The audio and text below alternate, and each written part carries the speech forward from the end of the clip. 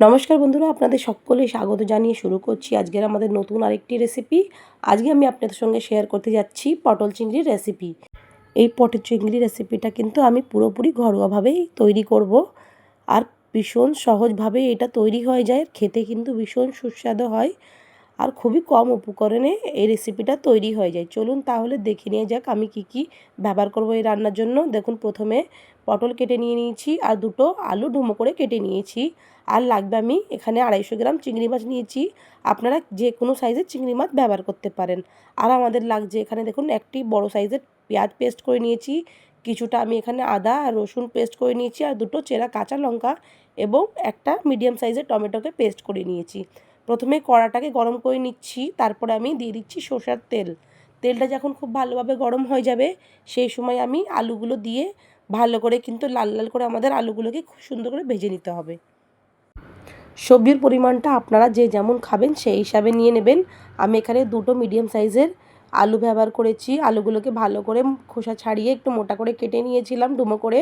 আর দেখুন, আমি এখানে 4টে বড় বড় সাইজের পটল নিয়ে নিয়েছিলাম। পটলগুলো আমি সেমভাবে একটু খোসা রেখে এই দেখুন এইভাবে কেটে নিয়েছি। এবার সামান্য একটু হলুদ গুঁড়ো দিয়ে পটলগুলোকে খুব সুন্দর করে কিন্তু লাল লাল করে ভেজে নিচ্ছি। আলু আর পটল আমার দুটোই কিন্তু সমস্ত ভাজা হয়ে গেছে। এবার ওই একই তেলের মধ্যে আমি দুটো তেজপাতা এবং হাফ টেবিল চামচ আমি গোটা জিরে দিয়ে দিচ্ছি।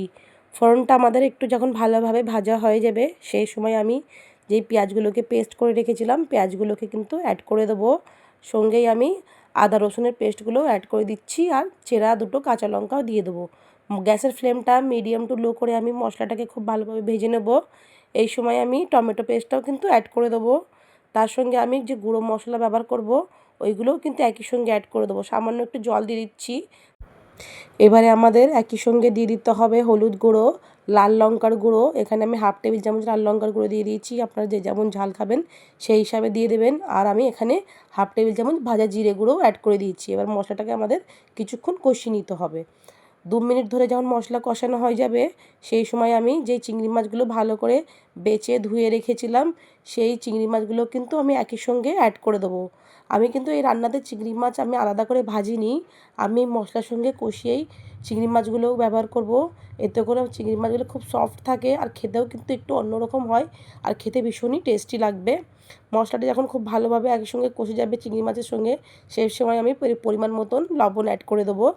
আবার আমি আরও কিছুক্ষণের জন্যই মশলাটা কিন্তু কষিয়ে নেবো। যতক্ষণ না দেখব মশলার থেকে আমাদের সাইডে তেল ছেড়ে দিয়েছে ততক্ষণ আমি খুব ভালো করে কিন্তু চিংড়ি মাছ আর সমস্ত মশলাগুলোকে কষিয়ে নেব।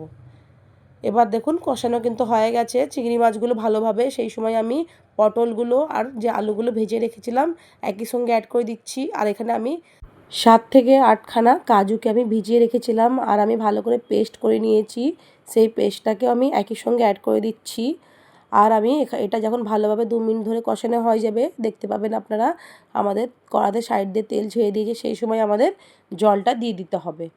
এখানে আমি মাখো মাখো ঝোলটা রাখবো, সেই হিসাবেই জলের পরিমাণটা দিয়ে দেবো। পটল চিংড়ি রেসিপি কিন্তু আমাদের একটু মাখো মাখোটাই ভালো লাগে খেতে।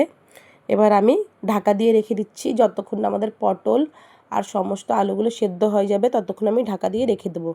5 মিনিট পর ঢাকাটা খুলে আমি দেখে নিচ্ছি আমাদের পটল আর আলুটা কতটা সেদ্ধ হয়েছে।